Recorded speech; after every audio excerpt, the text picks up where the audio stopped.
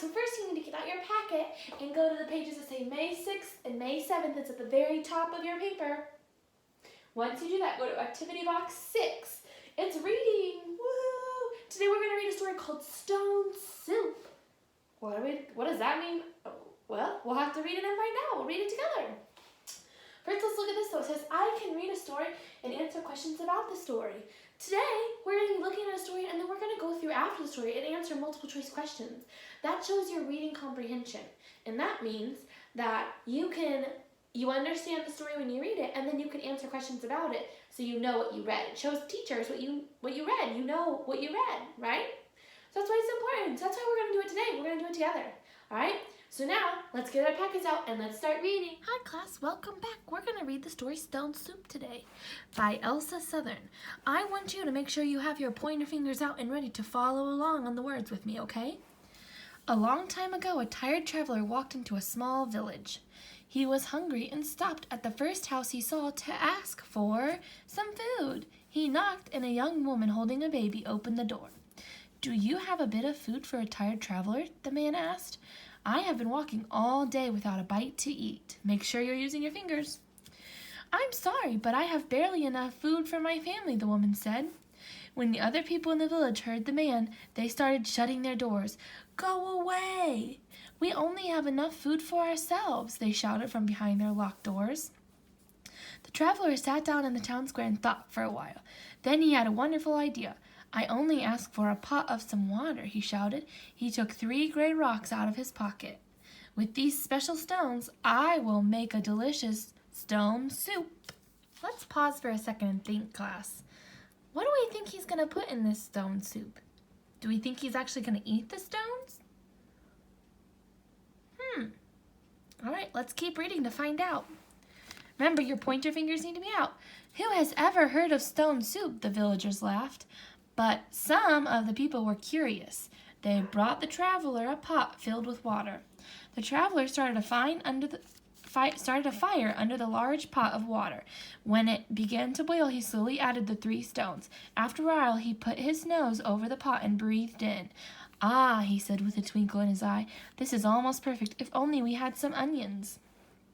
A villager quickly grabbed a bag of onions and passed it to the traveler, who added them to the pot. Oh, sighed the traveler, breathing in again with his nose over the pot.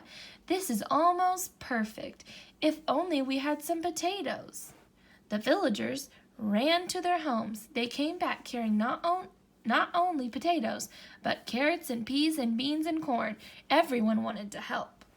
Very soon there was enough delicious soup for everyone in the village. They all ate soup until they were no longer hungry. Even today, people tell the story of how such a wonderful soup could be made from stones. So, let's go to page 51 and look at the questions we need to answer. So Miss Issacs will read you the questions, and then I'll pause for a couple of seconds and let you answer them on your own. All right, so let's start at the very top. Think. Use what you learned from the reading, Stone Soup, to answer the following questions. Question 1. This question has 2 parts. First, answer part A, then answer part B. That's why it's important to read the directions, friends, because sometimes it might say it has 2 parts. It's got 2 pieces to number 1, right? So this is part A and this is part B, right? So let's look at A. What challenge does the traveler face when he comes to the town? A, he is tired and needs a place to spend the night. B, he knocks on a door and a young woman holding a baby answers. C, he is hungry and hopes someone will give him food. Or D, he wants to fix a dinner but doesn't have a pot. Remember, you're looking for the challenge that he faces when he first comes to town. Now look at part B.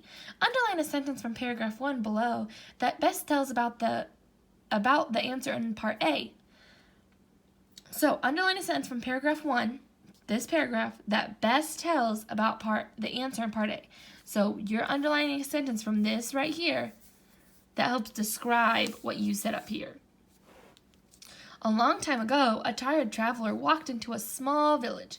He was hungry and stopped at the first house he saw to ask for some food. He knocked, and a young woman holding a baby opened the door. So you need to choose one of those sentences to underline that describes an answer that you gave up here. Whichever one you circled, needs to match this one down here. What is the challenge the traveler faces when no one will help him? This is number 2, friends.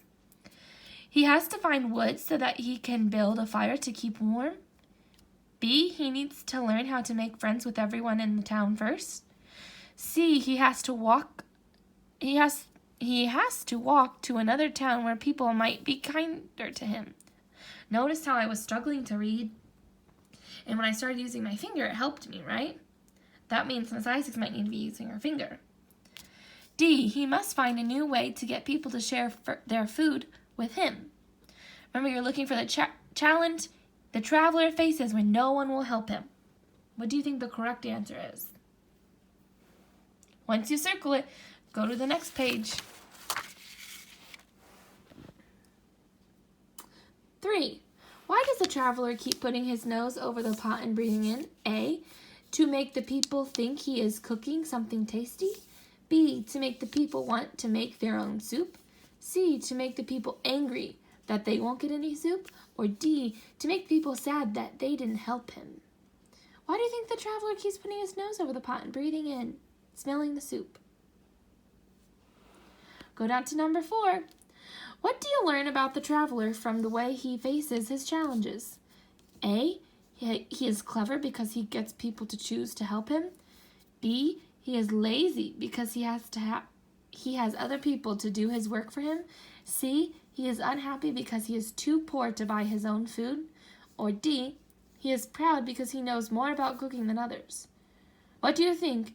What do you learn about the traveler from the way he faces the challenge? You're looking for the best one that answers that question.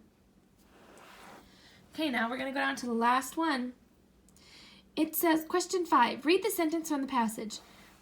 The villagers ran to their homes. That was a sentence that was in the passage. The word village means a small town. What is the best meaning of the word villagers? The villagers ran to their home. So we're looking for the definition of villagers. We know village means a small town. A, people who eat soup in a small town. B, people who work in a small town. C, people who live in a small town. Or D, people who help others in a small town. Remember, look, village is spelled similar to villager. See, look, I took off the RS and it says village, right? So if we know village means a small town, the meaning of villagers, what do you think it means? Read the sentence if you need to. The villagers ran to their homes. All right, class. Now that we finished answering all the questions and reading the whole story, we've done all of it. I want to remember what we started at thinking. I can read a story and answer the questions. We did that. We read the story together. You remember we read the stone soup story together, and then we answered all the questions, right? Right? We answered all the questions. There you go. You did such a great job today. Now remember, the next time you read a story, try to see if you can't think of some things when you're reading. Maybe think out loud when you're reading. I wonder what's going to happen. Or I predict that at the end of the story, this is going to happen. Maybe try telling someone at home. Well, I'll see you next time, friends. Bye.